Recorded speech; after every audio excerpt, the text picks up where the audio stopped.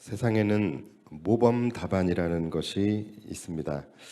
제가 얼마 전에 인터넷에서 봤는데 남자친구의 모범 답안이라는 글이 있어서 좀 재밌게 읽은 적이 있습니다. 어, 여자친구가 옷가게에서 자기야 나 빨강색이 어울려 노랑색이 어울려 이렇게 물어보면 뭐라고 대답을 해야 할까요? 모범 답안은 빨강색은 예쁘고 노랑색은 귀여워 이렇게 얘기해야 모범 답안이라고 합니다. 빨강색만 선택하면 노랑색은 안 예쁘다는 거야 하면서 반격이 들어올 수 있다라는 것이죠. 자기야 나 오늘 달라진 거 없어? 라고 물어보면 오늘따라 배가 나왔네 이렇게 이야기하면 안 됩니다. 진실은 최대한 숨겨야 한다고 합니다. 모범 답안은 자기는 매일매일 다르지 매일매일 새로워 하는 말로 시간을 끌면서 빨리 찾아야 한다고 합니다. 여기서 당황하는 기색이나 동공 지진이 일어나게 되면 절대로 안 됩니다. 그리고 세 번째 가장 난감한 질문, 자기야 나 살쪘어? 옷이 하나도 안 맞아. 이렇게 말하면 무슨 말이야? 살이 하나도 안 쪘지. 옷이 줄어들었을 뿐이야. 라고 이야기를 해야 된다라고 합니다. 자, 이처럼 이 세상에는 진실이 왜곡되고 또 진실을 은폐해야만 하는 그런 모범 답안들이 많이 있습니다. 자, 그런데 오늘 본문을 보면은 정말로 진실된 모범 답안 하나로 이 세상을 바꾸어 버린 한 인물이 등장을 하게 됩니다. 자, 그가 누구냐면 바로 베드로입니다. 자, 오늘 본문의 배경이 되는 곳이 어디냐면은 바로 가이사랴 빌립보라는 지역이에요.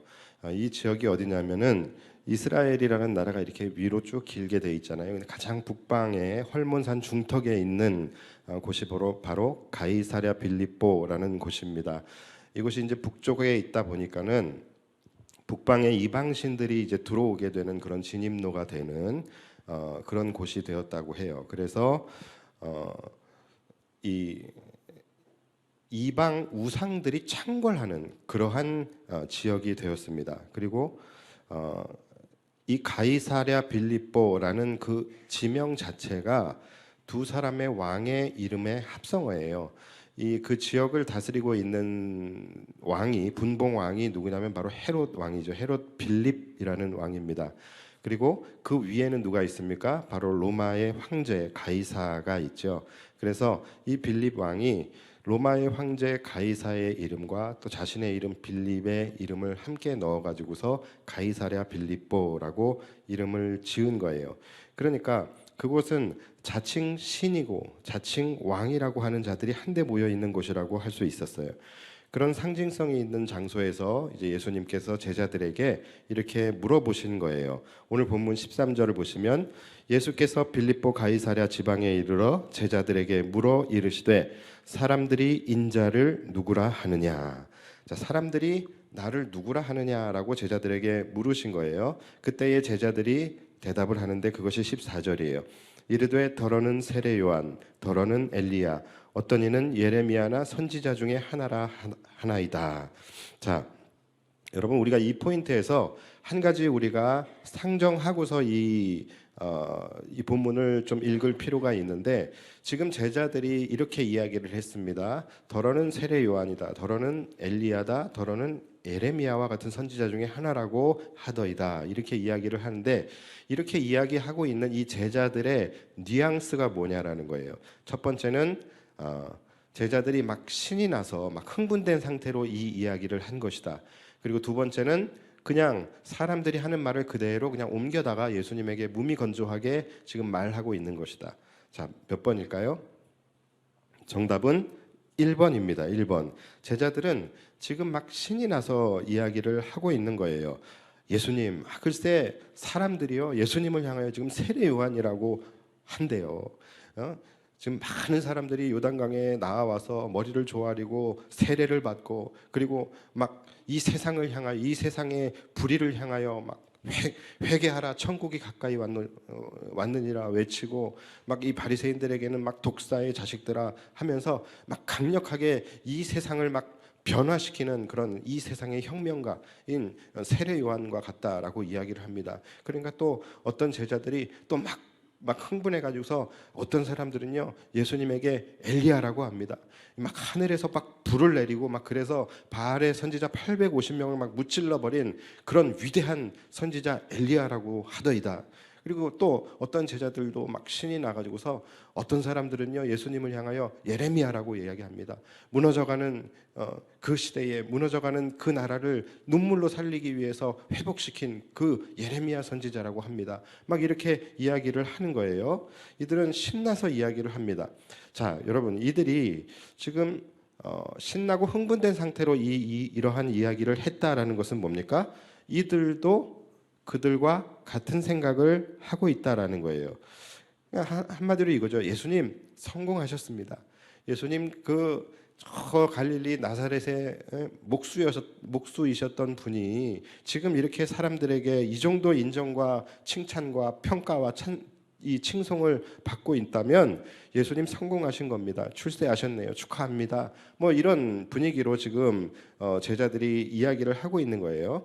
다시 말해서 예수님께서 사람들이 나를 누구라고 하느냐라는 이 질문에 제자들이 생각했던 모범 답안, 제자들이 이렇게 이야기하면 예수님이 정말 기뻐하실 것 같아라고 생각하면서 이야기했던 모범 답안은 바로 이거였던 거예요. 자, 그러자 예수님께서는 갑자기 기습적으로 질문을 바꾸시게 됩니다. 바로 제자들을 향하여 그렇다면 너희는 나를 누구라 하느냐 이렇게 물어보시는 거예요. 자, 이 질문에 제자들은 당황을 하게 됩니다. 왜냐하면 이들은 지금 3년 동안이나 예수님과 함께 동고동락을 한 상황이에요. 그러니까 이들에게 이 질문이 굉장히 새삼스러운 질문이 될 수가 있겠죠. 그리고 사실 자신들에게는 이것이 필요치 않은 면제되는 그러한 질문이라고 이들은 생각을 했었어요. 그래서 이들은 남이 보는 예수에 대하여, 남이 보는 예수님에 대하여 술술 말했습니다. 예수님은 혁명가이십니다. 예수님은 박애주의자이십니다. 예수님은 위대한 스승이십니다. 예수님은 아주 훌륭한 의사이십니다. 이렇게 남이 보는 예수님에 대하여 거침없이 그들은 술술 말을 했는데 막상 자기들을 향하여 너는 나를 누구라 하느냐 이렇게 예수님께서 질문하시니까 이들의 답이 탁 하고 막혀버린 것이죠. 자, 이 무슨 말입니까? 지금까지 이들은 남이 생각하는 예수님, 군중들이 인식하는 예수님을 자신들의 예수님으로 인식하며 살아왔다라는 것이고, 자신들이 예수님과 3년이나 함께 했기 때문에 자신들이 늘 예수님과 함께 있었다라는 것만으로 자신들은 예수님에 대해서 완벽하게 알고 있다라고 생각을 해왔었던 것이죠. 자, 여러분 혹시 우리들의 모습도 이 제자들의 모습과 같지는 않으십니까? 우리가 수년 혹은 수십 년 신앙생활을 했지만 우리는 남이 말하는 예수 또는 교회에서 이렇게 가르쳐주는 예수, 남이 고백하는 신앙 고백, 그리고 또 남이 가지고 있는 믿음, 그 믿음 위에 혹시 나의 교회가 세워져 있지는 않으십니까?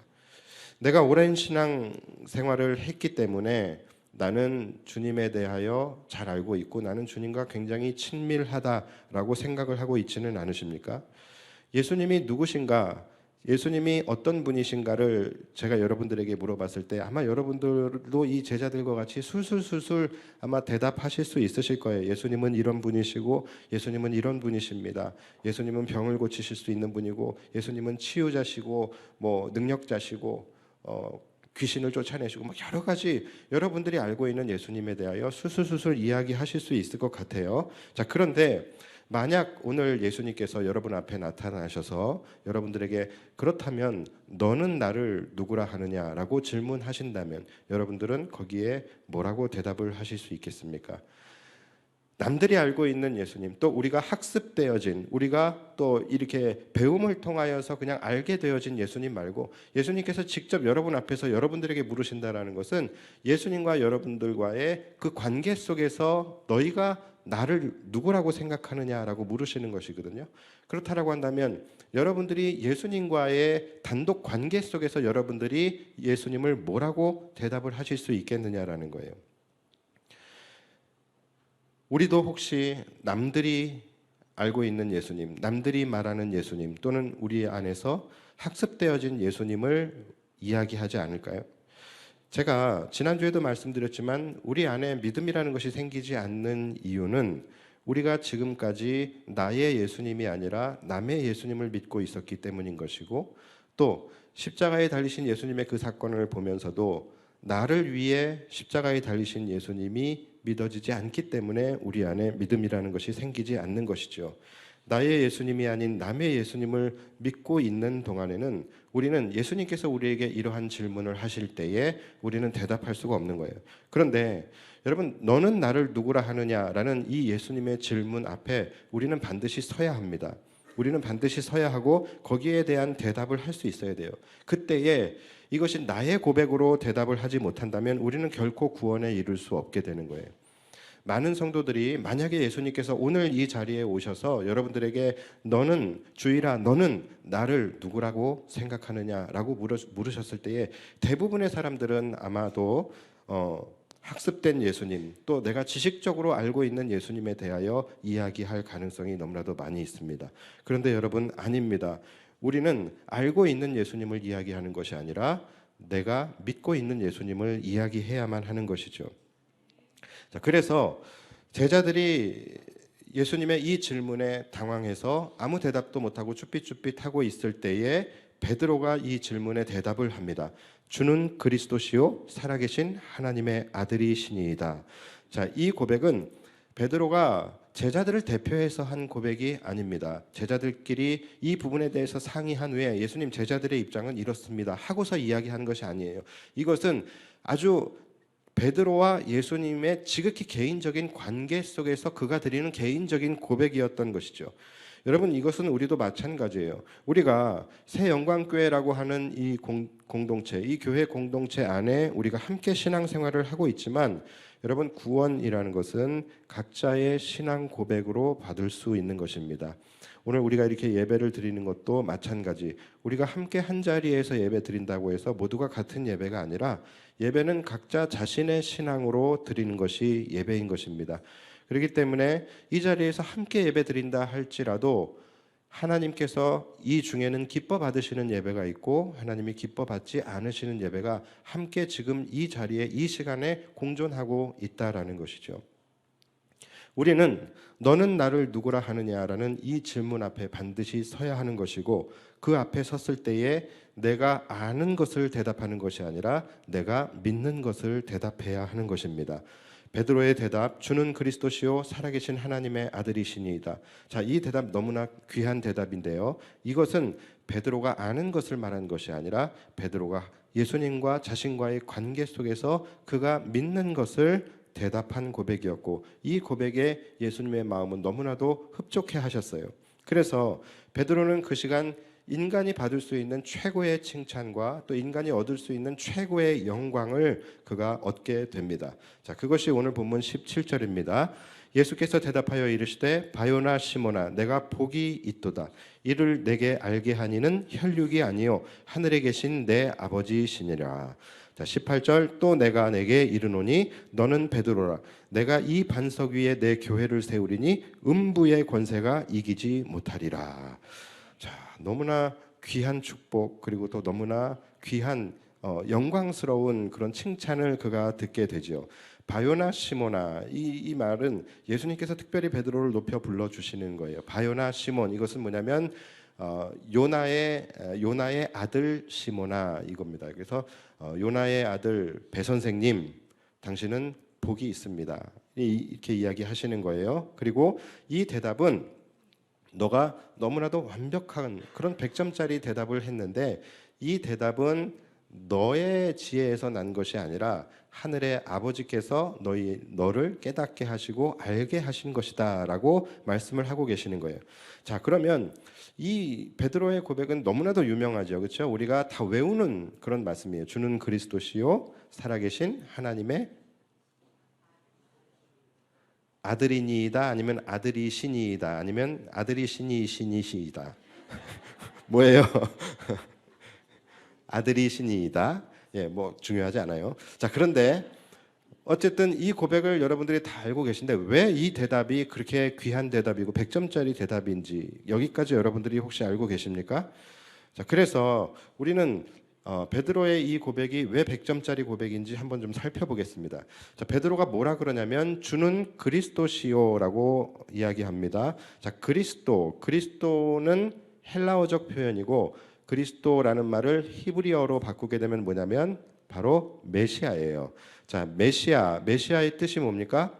왕이죠. 왕이고 기름 부음 받은 자예요. 자, 그렇다면 그 시대에 기름 부음 받는 자들은 누가 있었을까요? 첫 번째로는 왕이죠. 그리고 두 번째로는 선지자, 세 번째로는 제사장.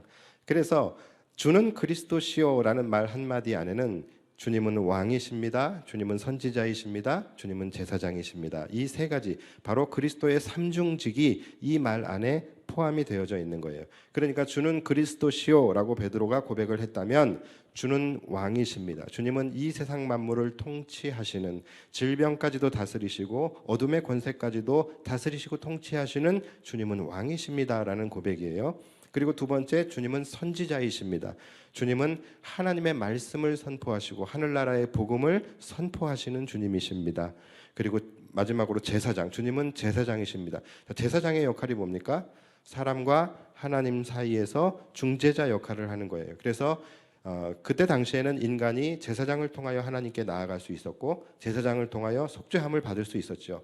그러니까 주님은 제사장이십니다라는 말 뜻은 뭐냐면 나는 주님을 통하여서만 하나님께로 나아갈 수 있고 주님을 통하여서만 구원을 받을 수 있습니다. 이것을 고백하고 있는 거예요. 자, 그러면 이 자체만으로도 완벽하지요. 자, 근데 여기서만 끝나면 안 되는 거예요. 자, 왕이고 선지자고 제사장, 이것 예수님의 삼중직인 것은 맞아요. 자, 그러나 왕, 선지자, 제사장 다 뭡니까? 인간이지요. 사람이에요. 그렇죠? 그래서 이것은 예수님의 인성만을 고백을 한 거예요. 자, 예수님에 대해서 이야기하려면 예수님의 인성과 함께 예수님의 신성을 함께 이야기하는 것이죠. 그래서 그 다음에 뭐라 그럽니까? 주는 그리스도시요 살아계신 하나님의 아들이시니이다. 이렇게 해서 베드로의 이 짧은 한마디 속에 예수님의 신성과 인성이 다 함께 고백되어지고 또 예수님의 왕되심, 선지자되심, 제사장되심, 이 예수님의 삼중직이 다 나타나 있는 정말로 이거는 100점짜리 고백이 된 거예요.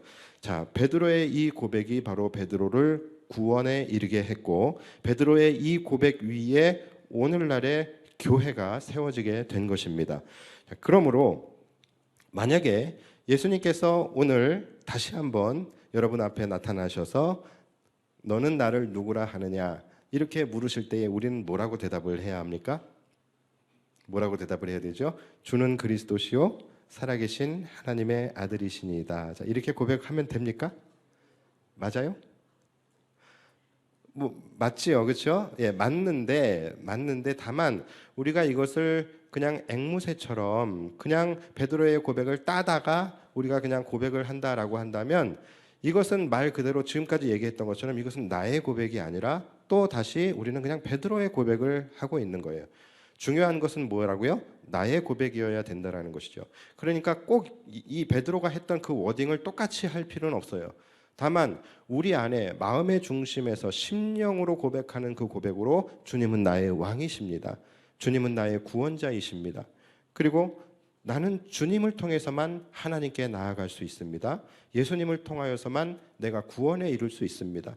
예수님은 살아계신 하나님의 아들이시고 이 땅에 인간으로 오셔서 나의 죄를 위하여 십자가에 죽으신 나의 구원자 예수님이십니다. 라는 것이 우리의 심령으로 고백되어져 나의 고백으로 고백되어져야 된다라는 것입니다.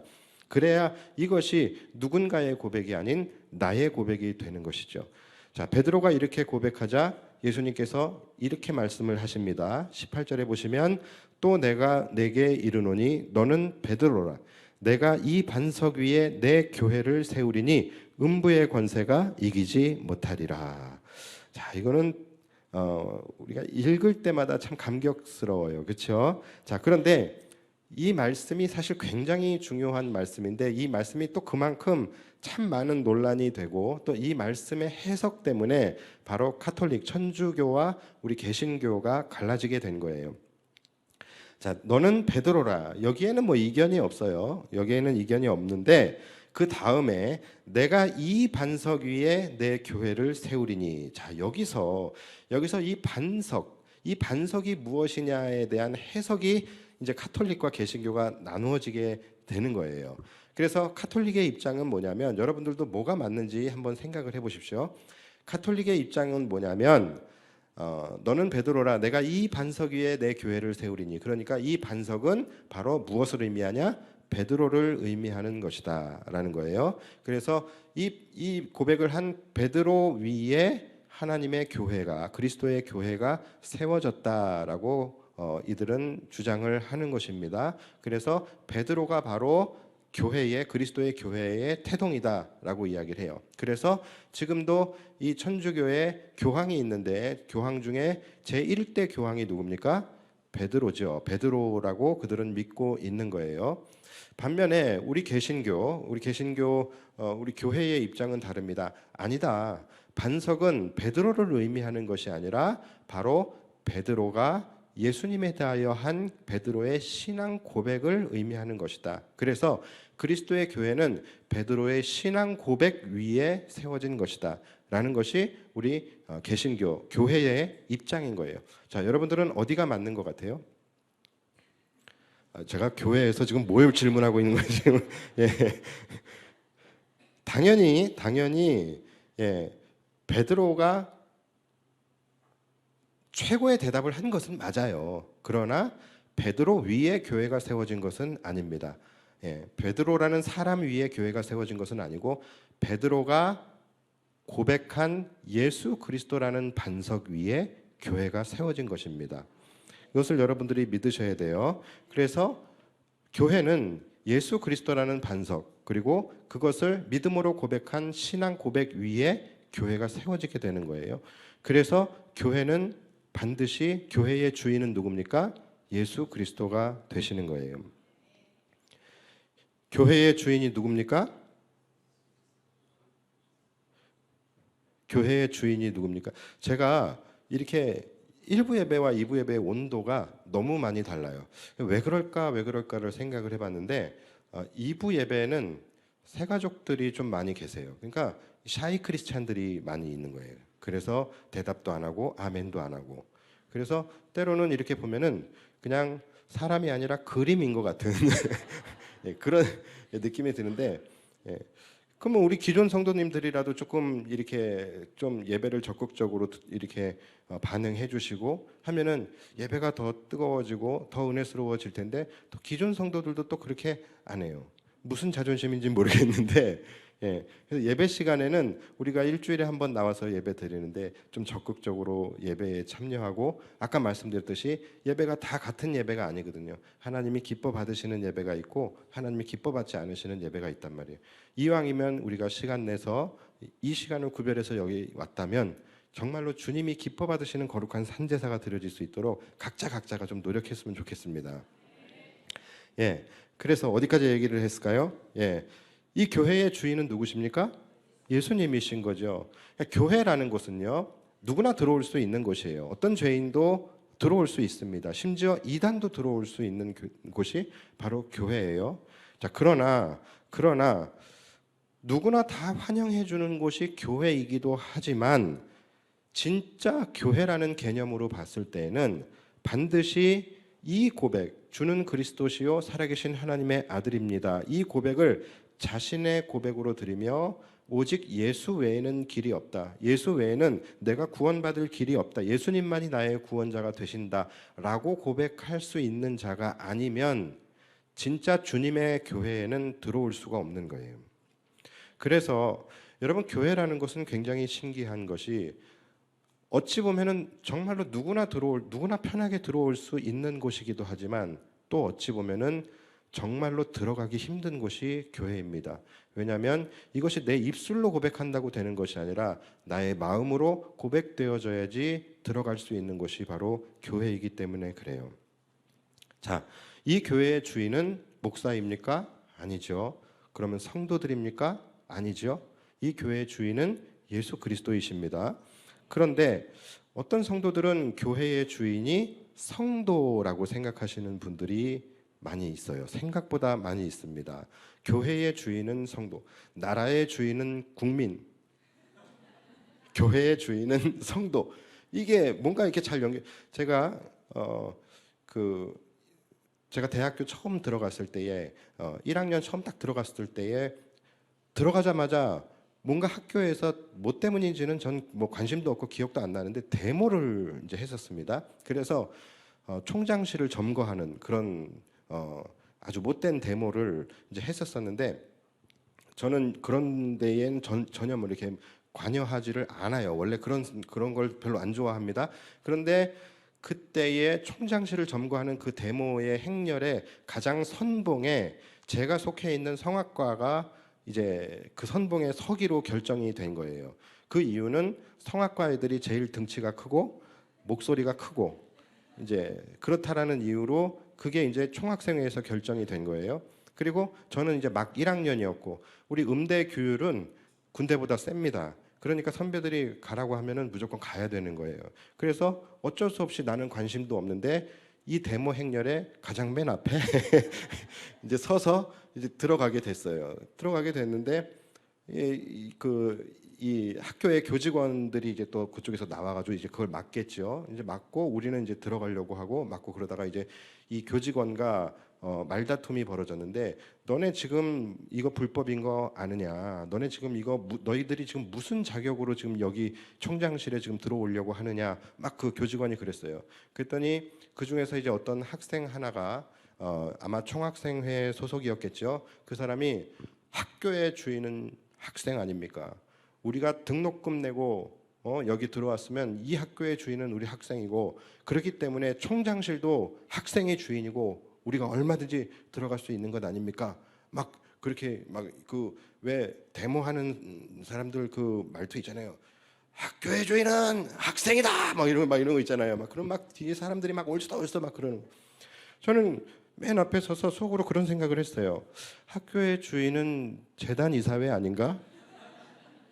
왜 학생이 학교의 주인이라고 할까? 예, 내가 등록금을 낸 것은 수업료를 낸 것이지 내가 학교 부지를 매입하기 위해서 돈을 낸 것은 아니잖아요. 예, 근데 왜 학교의 주인이 학생이라고 할까? 근데 또 한편으로는 또 그게 맞는 것 같기도 하고 저는 아직까지도 잘은 모르겠어요. 근데 아무튼 그런 생각을 하며 거기 서 있었던 기억이 있어요. 그런데 이게 어렸을 때도 마찬가지. 어렸을 때 우리가 훈화 말씀 들으면은 항상 교장 선생님이 한 말이 뭐냐면 학교의 주인은 우리 학생들입니다. 이 말을 많이 했어요. 이제 그것은 뭐냐면 주인 의식을 갖게 하려고 이제 했던 말인 것 같아요. 그런데 주인 의식과 주인은 다른 것이죠. 예. 이 국가의 주인은 국민이 맞아요. 그런데 학교의 주인은 아무리 생각해도 재단 이사회예요. 예. 근데 교회의 주인은 어디입니까? 그러니까 성도들이 그런 생각을 하시는 분들이 많아요. 우리가 헌금 내고 교회를 지었고 우리의 헌금으로 교회를 지었고 우리의 헌금으로 또 교회가 운영되기 때문에 교회의 주인은 성도이다라고 생각하시는 분들이 생각보다 많이 있습니다. 근데 여러분 여기는 협동조합이 아닙니다. 예, 우리는 하나님 앞에 올려드리는 헌금으로 이 교회가 지어진 것은 맞고요. 그러나 우리는 이 교회를 하나님께 온전히 봉헌에 올려드렸습니다. 이것은 하나님의 것이죠. 그리고 교회를 직접 통치하시고 다스리시는 분이 예수님이세요.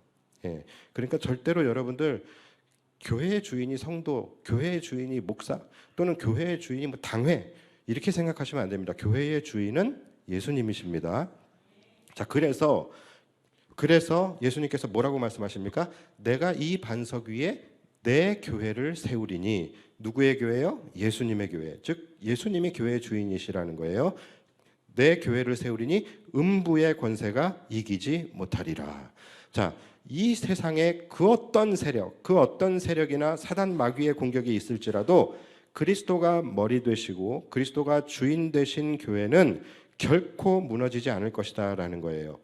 제가 웬만해서는 이런 거 잘 안 하는데 믿습니까? 예. 이거 1년에 한 번 나올까 말까 하는 거예요. 예. 자, 이거 정말 믿으셔야 돼요. 하나님의 교회는 여러분 절대로 무너지는 일이 없습니다. 예. 여러분 지금 한국 교회가 위기라고 하죠. 성도들이 막 기하급수적으로 줄고 있고, 그리고 교회가 여기저기서 문을 닫고 있고, 또 다음 세대의 이 교육 부서가 없어지고 있는 그런 지금 심각한 상황인 것은 맞습니다. 물론 한국 교회가 이 상황을 바라보면서 회개해야 하고 또 각성해야 하고, 지금 이 사태를 좀 심각하고 또 위중하게 바라봐야 할 부분은 맞는 거예요. 그러나 여러분, 그러함에도 불구하고 우리가 낙심하지 않아도 되는 이유가 있습니다. 설사 이 땅의 교회가 더 많이 어려워지고 지금보다 더 많이 어려워지고 지금보다 더 많은 성도들이 준다 할지라도, 여러분, 세상은 결코 교회를 이기지 못합니다. 세상은 결코 교회를 무너뜨릴 수 없어요. 실제로 지금까지 인류 역사상 교회가 어려움을 겪었던 때가 없었습니까? 얼마나 많이 있었습니까? 성도들의 신앙생활이 정말로 살 소망까지 잃어버릴 만큼 교회에 핍박과 박해가 일어났던 때가 정말로 없었습니까? 얼마나 많이 있었습니까? 얼마나 많이 기독교를 말살하고자 하는 정책과 시도들이 있었습니까? 그러나 주님이 주인이 되셨던 그리스도의 교회는 지금까지 결코 무너지지 않고 오히려 더욱더 왕성해졌다라는 것을 우리가 잊지 말아야 합니다. 여러분, 우리나라는 어떻습니까? 우리나라 초창기 때 굉장히 처참했죠. 초창기에 우리나라의 복음을 전하기 위해서 온 선교사들이 교회, 우리 조선 땅을 밟지도 못하고 그냥 성경책만 던져주고 배 위에서 죽임을 당했던, 그게 우리나라 아닙니까? 그런데 여러분, 지금이 그때보다 심합니까? 그러지 않지요.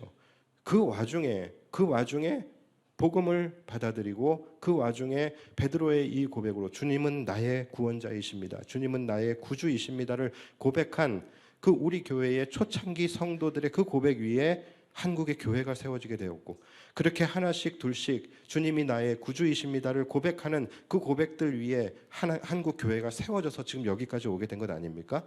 그러니까 그때에 비하면 지금은 하나도 우리가 어려운 것이 없는 거예요. 여러분, 주님이 교회의 주인이 되신다라고 한다면 절대로 교회는 무너지지 않습니다. 우리 교회도 마찬가지예요. 그래서 반드시 우리가 끝까지 지켜야 할 것은 이 교회의 주인은 예수님이 되셔야 되는 거예요. 이 땅의 교회들이 무너지기 시작하는 이유가 무엇입니까? 다른 이유 하나도 없습니다. 이유는 오직 한 가지예요. 주님이 주인이 되시지 못하셨기 때문에 교회들이 무너지는 거예요. 교회의 주인이 주님이 되지 않는 순간 교회는 여지없이 분열되고 여지없이 무너지게 되는 것입니다. 이 시대에 교회를 향한 예수님의 약속이 뭡니까? 교회를 향한 공격을 막아주시겠다라는 것이 아니에요. 음부의 권세의 공격이 교회에 있겠지만 그 공격이 결코 너희를 이기지 못할 것이다 라는 것이 예수님의 약속인 것이죠. 그런데 많은 교회가 공격이 왔을 때 무너집니다. 많은 교회가 위기를 만났을 때 무너지게 돼요. 여러분, 왜 무너집니까? 왜 무너져요? 이유는 한 가지라니까요. 성도들이 교회의 주인이 되어서 인간의 추악한 자태를 교회 안에서 나타내 보이고 있기 때문에 교회가 무너지는 거예요. 여러분, 문제 있는 교회들 한번 가보십시오. 거기 가보시면은 예수님은 온데간데 없고 오직 반목과 갈등으로 성난 성도들, 그들이 그저 자기들이 교회의 주도권을 잡겠다, 교회 주인 쟁탈전을 하고 있어요. 예수님은 없습니다. 그런 교회는요, 반드시 분열되고 반드시 무너질 수밖에 없게 되는 거예요. 여러분, 기억하십시오. 성도들이 교회의 주인이 되면 교회는 무너집니다. 성도들이 교회의 주인을 몰아내고 자신들이 주인이 되어버리는 순간 교회의 생명은 끝나는 거예요. 교회의 목사가 교회의 주인이 되고자 하는 그런 마음이 있는 그 순간 교회의 생명은 끝나버리게 되는 것입니다. 여러분, 이 교회의 구조가 얼마나 허술한지 몰라요. 생각해 보십시오. 우리 교회가 무슨 시스템이 있습니까? 우리 교회의 구조가 얼마나 많은 안전장치들이 되어 있어요? 아무것도 없어요. 사실 그렇잖아요. 이 사회에 있는 기업이나 이런 사회 공동체들은 굉장히 탄탄한 시스템들이 다 구축이 되어져 있죠. 그런데 교회는 그렇지 않아요. 이 사람 저 사람 다 올 수 있는 곳이 교회예요. 심지어 이단들이 교회에 들어오는 것도 막을 수 있는 시스템이 우리는 없어요. 여러분 이것이 교회의 허술함입니다. 그러니까 언제든지 문제가 일어나고 문제가 터지고 언제든지 무너져도 이상할 것이 없는 것이 교회입니다. 그런데 그럼에도 불구하고 교회가 왜 무너지지 않고 든든하게 세워지고 있습니까? 그 이유는 바로 예수님이 이곳의 주인이 되셔서 예수님께서 다스리시고 통치하고 계시기 때문인 거예요. 그래서 예수님이 주인이신 교회는 절대로 무너지지 않아요. 교회가 왕성해지고 교회가 부흥이 되고 교회가 든든하게 세워지는 이유는 목회자가 목회를 잘해서가 아니고 성도들이 착해서가 아니라 바로 교회의 주인이 예수님이시기 때문에 그런 것입니다. 그러니까 여러분들이 꼭 이것을 기억하셔야 돼요. 교회에 예수님께서 주인이 되시지 않고 온전한 말씀이 선포되지 않고 또 예수 그리스도의 복음이 교회를 지탱하지 않고 말씀과 기도의 두 기둥이 온전하게 세워져 있지 않으면 교회는 바로 무너져 버리게 되는 거예요. 여러분 우리 인생도 마찬가지입니다. 우리 인생도 마찬가지요. 교회라는 것은 건물이 아니지요. 우리가 바로 교회입니다. 그리고 우리의 몸이 바로 거룩한 성전이에요. 그렇죠? 그 말은 무슨 말입니까? 우리의 주인 역시 예수님이 되셔야 된다라는 거예요. 지금까지 여러분들이 살아오면서 망할 일이 없었겠습니까? 죽을 일이 없었겠습니까? 그러함에도 불구하고 우리가 오늘 이렇게 여기에 앉아서 예배를 드릴 수 있는 이유는 뭡니까? 예수님이 바로 내 인생의 주인이 되셔서 우리를 지키시고 우리 인생을 다스려 주셨기 때문인 것이죠. 마찬가지예요. 우리가 예수님을 내 인생의 왕좌에서 내려버리고 내가 내 인생의 주인이 되어져 버리는 그 순간 우리의 인생은 무너질 수밖에 없게 되는 것이죠. 여러분 지금 이 세상, 이 험한 세상, 정말로 음부의 권세가 창궐하는 이 세상에서 우리 이 개인의 인생 하나 무너지는 건요 이상한 일이 아니에요. 그만큼 우리는 연약한 인생입니다. 그러함에도 불구하고 우리의 인생이 지켜지고 우리의 생명이 지켜지고 안전할 수 있었던 이유는 우리가 바로 하나님의 교회이기 때문이고 우리 몸이 바로 거룩한 성전이기 때문이고 우리 인생의 주인이 예수님이셨기 때문에 그런 것입니다.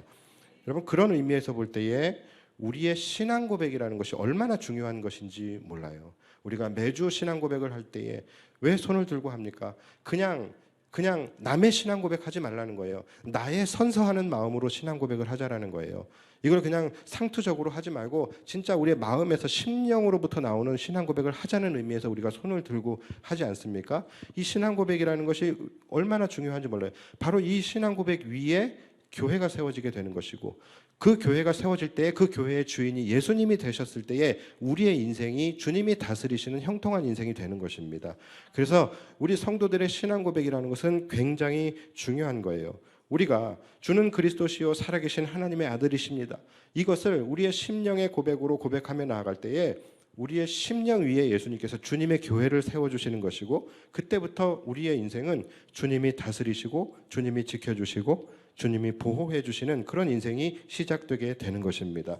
그럴 때에 우리의 인생은 앞으로 음부의 권세가 이기지 못하는 거룩하고 능력 있는 인생이 될 것입니다. 이러한 그리스도 예수님의 그 놀라운 은혜가 저와 여러분들에게 충만히 임하게 되기를 주님의 이름으로 축복합니다. 기도하겠습니다.